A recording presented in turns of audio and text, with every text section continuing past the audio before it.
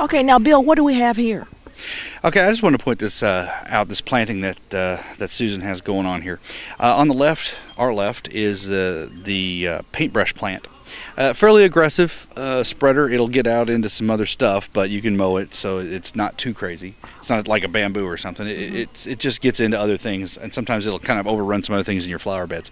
But sometimes I think a mistake that a lot of homeowners make when they're doing their landscape is they just try to plant one or two of each fairly small plant and stop there. This is a really great example of what you can do if you let a plant take over an entire area. It fills in this area absolutely perfectly along a wall that might have otherwise been a little bit difficult to fill, or it would have taken a bunch of different plants. But I think if you think a little bigger in your landscape and sort of make broad strokes like on a painting With the paintbrush. with the paintbrush plant, right, then you can fill in those areas and make them look a heck of a lot nicer. And Susan's done that in a few other places. Even on the other side of this path, you can see this plant with the taller yellow flowers. Euphorbia. That's a Euphorbia. Okay, Susan's next to us now. It's a Euphorbia species. Now, Euphorbia is a huge genus. It includes all kinds of flowers and cacti. Poinsettias at Christmas time are a Euphorbia species, and they're generally characterized by, if you break them open, they'll have a milky sap to them. But really wide genus. But anyway, you see here we got a group planting, and that group planting takes up an area. If you have the space, then group plantings like this had a lot more effect than just single specimens over and over and over. These are very pretty, very attractive. This is Yvonne, and I'm here with Susan Canopi, and who is the owner and who put all this together. Susan, thank you for having us out here today. Thank you. You have a wonderful garden. Tell us a little bit about it. Well, we've started a long time ago, many years ago, from garden to garden, house to house, and that's kind of how we've evolved to what we have today, because we bought and sold so many times. So a lot of the plants we started with, I learned where they went, what part of the garden, what took sun, what took shade, and which ones thrived in which areas. So it's an accumulation of a lot of years of knowledge going into what it is today and what we have here. But this little area that we're in right here is what I call Daddy's garden, because my maiden name is Huber. So if anybody's familiar with the Hubers in Indiana, they're my daddy's first cousins. And my dad had an orchard in Mount Washington. And he passed away when we were on the garden tour the year before we were on the garden tour 5 years ago. So anyway, I've dedicated this part of the garden to my dad, and so I call it Daddy's garden. And his name was Eddie Huber, and I have this sculpture over here made just in commemoration of his living.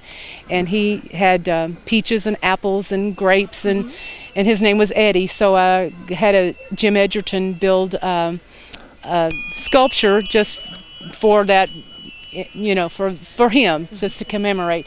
So all of these things in here tell a little story about Dad. Some of the plants that he really liked, his old shoes, I had them, some of the driftwood woods that came from the farm, and the old smudge pot that we used to use when we were in. We had the fruit trees, and we had to worry about the freeze coming, and so things wouldn't freeze up, we had to put heat in the smudge pot and have the water, and it would cause the trees to sweat to keep them from freezing, so we would have crops for that year. So that kind of tells a little story about my dad and the knowledge that he has taught me over the years to make me love gardening the way I do. So, but anyway, we've made this area sort of a peaceful place where you can come and have serenity with, kind of the angels and a little heavenly feel. But then you can go over here for a little more entertainment, for the swimming pool and relaxation with the family.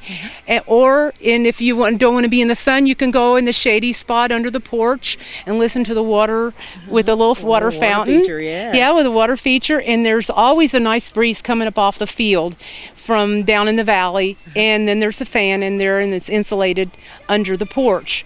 But all of the plants that are everywhere, the way I've got them located is, over the years I knew which ones would grow in which locations from all the places we've moved and bought and sold. And so, but what I have on this wall, which I call the outdoor wall, is I've got Jack Manny clematis, the purple. Then in the fall, autumn joy clematis is in the middle, and on the outside of where the jackmanis are, I had Americana rose growing, so I had the red roses would grow up through there, so I had to always have color all through the season. So that's kind of the wall that I established there, and eventually it'll grow across the top. In the evening hours I can plug the lights in, and it's just like a real cozy little setting area in the evening. So, but anyway, that's a little bit of it in a nutshell. Well, you have so many plants here. Where do you see your garden going in the future? Well, what are you going to add? Since I turned 60 in January, I said, and my husband said to me, he said, we've got to stop. We can't keep going and going. So I said, I agree with you. So what we're going to do is maintain what we've got and make it work and keep it at a minimal. So what our main work is, and when we do gardening in our garden, our majority of work starts in the spring. At about March and April is when we are our busiest, because that's when I do the pre-emergence for the weeds and the mulching and that sort of thing, and the pruning and that sort of thing is really March and April. And by the time May's here, if you haven't got it done by then, you might as well hang it up because the weeds will take over. Yeah. It's too late then. But anyway, we do all of our hardest work in the gardens in like I said, March, April, sometimes late February if weather's permitting. And that's when I do my transplanting too, so, and as well as in the fall. But early spring is when I'm my busiest. Come summertime, I sit back and enjoy this. I do have to spray every so often, like the Arbor Vitae, the upright Arbor Vitae. We planted those when we first moved here, and there was 21 of them. We planted half of them the first year, the other half the following year. And they've been in the ground for almost 8 to 10 years. Wow. But I spray every 2 weeks because they get bagworms. Oh. The newer varieties don't, they're disease and bug resistant. But anyway, they provide a really nice privacy, and then birds, and we get a lot of birds. Yes. And it is nice. It's beautiful out here. Well, Susan, thank you so much for inviting us out here today and sharing your wonderful garden with us.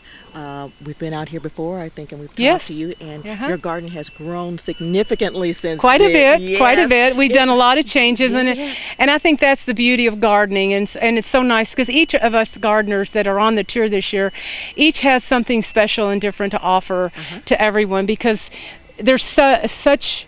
That's what makes it so nice, because everyone is their own artist in the garden. Yes.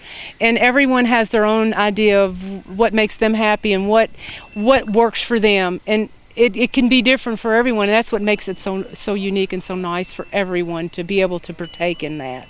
Yes. Listen, thanks again for inviting us out. You're welcome. Thank you. I'm glad you all came.